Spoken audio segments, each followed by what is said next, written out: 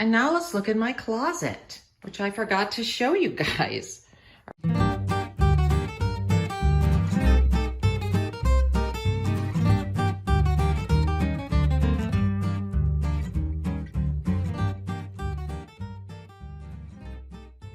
right, so this closet is done like 3/4 of the way done, maybe a little more. But here, up on the top shelf, I still have things that, well, that shelf is not completely done, but I do have a box of, these are all, what do we call those, mats. There's some seasonal stuff back there. These are just empty boxes and containers, and there's a bag up there of frames. Just different stuff, extra things in that bin there that I can get rid of, maybe sell or trade.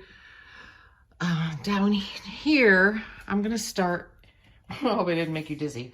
I put these 2 bins in here. They used to be, well, this one on the right was in my other closet, and this one was in my art room, actually, with another one next to it, just like it. And I had a top across both of them from IKEA, so it fit both of them. And now that's a table in my kitchen. We just added legs.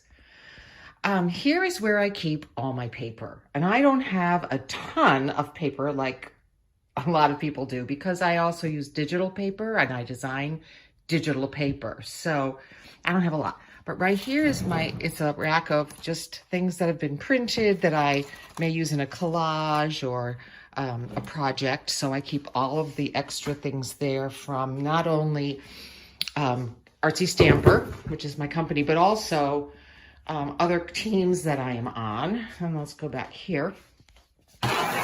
And here I just keep my water containers for painting. And right here is a container of avocado pits that in one of those, in a magazine I saw where you can boil these and make a pink dye. So I have been saving those for probably a year. I don't eat that many avocados. Back here I have these really inexpensive things from IKEA, magazine holders, and they fit my 8.5 by 11 paper just perfectly. This is just cardstock in various colors. And I have them all separated in baggies. And so with these, I actually have some pieces, if you can see there, of whatever's been cut, which is kind of nice to have, you know, when you're looking for a specific color.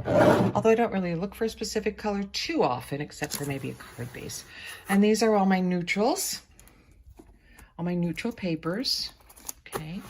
And then next to that are little kits that are from Sparkle and Sprinkle when I was worked for them. So I just kind of threw all those in here because there's all kinds of things in here. If you've ever gotten a kit from them, there's embossing powders with stamps and special stamp sets made of different images all together. Like this one here, that was for a kit. So, I mean, I could do classes on these. I probably will someday, maybe. And then in here are specialty papers. I've got some smaller 8x8 pads of paper, and then transparency, glossy paper, vellum, designer, smaller 8.5 by 11 paper, transfer sheets, anything unusual, metallics, they're all in there. Then up here, I have a small box of pieces of different stamp sets and things I can use. I just seem to have boxes of those here and there, very random things. Then I have napkins. I love the napkins. Look at this one. I used that in a collage recently. Let me see, where is that collage? Maybe I can get to it easily and show you. Okay, here, let's go over here. And there are the fish in this collage. It's about singing waters. Okay, so now we'll go back to the closet. And here are all of my older pieces of cardstock. I went through a point where I was cutting everything, all my 12 by 12 in half. So I have all these 6 by 12s cardstock here, and then the smaller 6 by 6 papers behind it.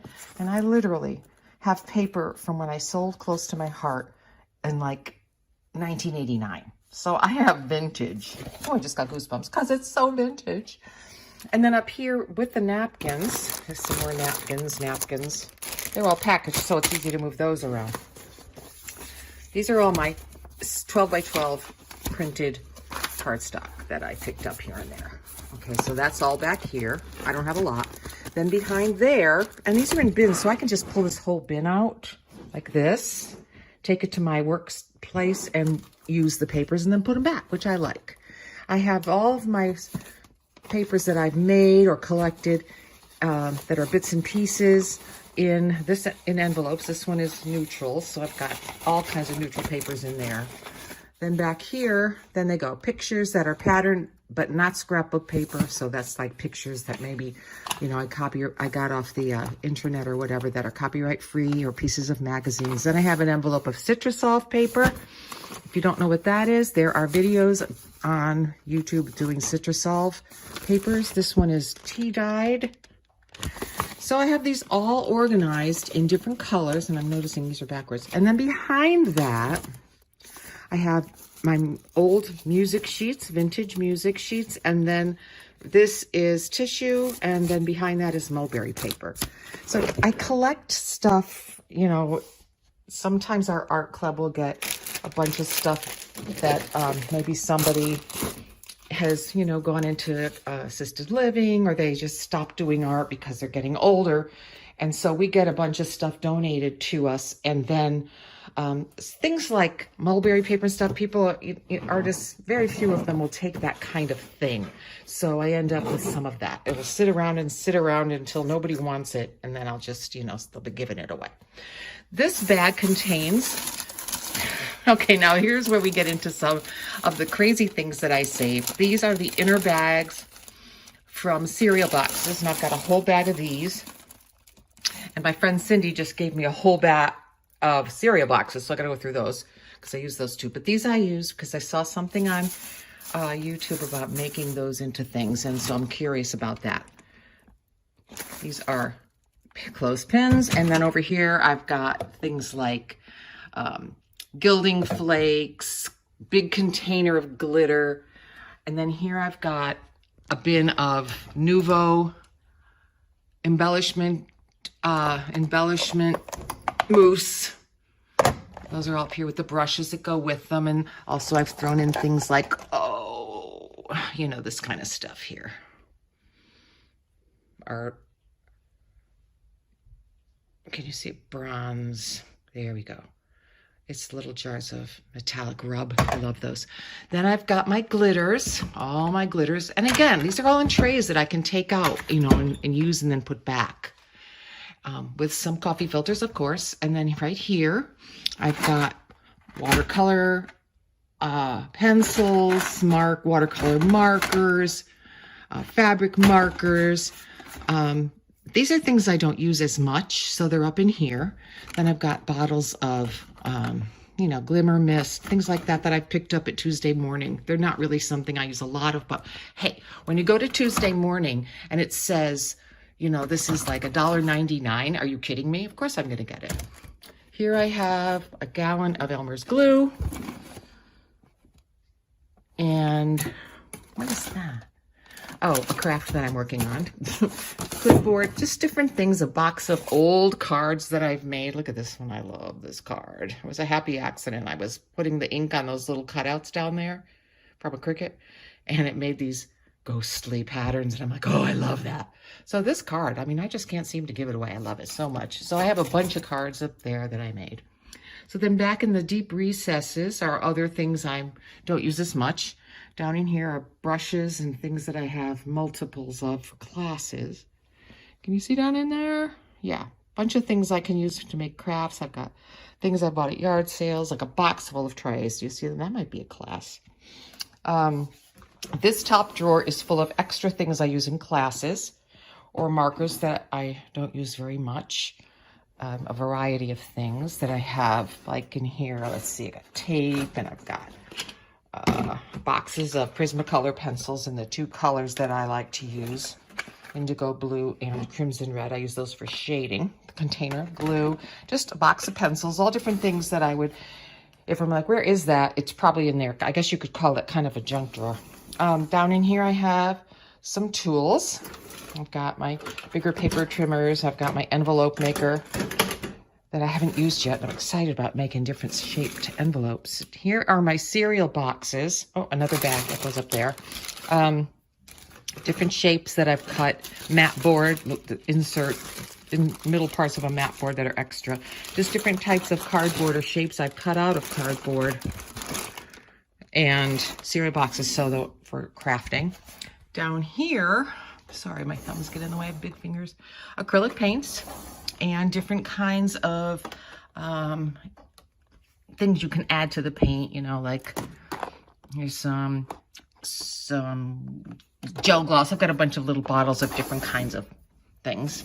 Down here are all my pastels that are not in my box of pastels.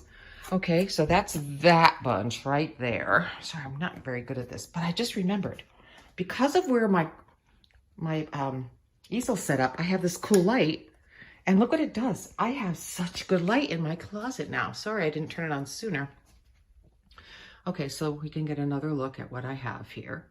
If you didn't see it the first time. Oh yeah, and then here I have a couple of DVDs on different types of art. And then down in this rack, Cricut stuff. I've got mats. I don't have a ton of Cricut. I have a few, and I have an old Cricut. So maybe I need to get a new one. This is all kinds of scrap paper. This is ephemera, extra ephemera. And down here are more acrylic paints, and these are the ones that, you know, you get from Home Depot and stuff. I used to get them for $1 if they were mismixed. Look at this one. As is 25 cents. And then they go up to $1.25. So yeah, they kind of caught onto us artists that we use them. And then over here I have canvases, things I can paint on in this corner. So I feel like I really have some good organization in this closet. And now that I'm organized on where everything is, it really, really helps a lot. So that's my closet.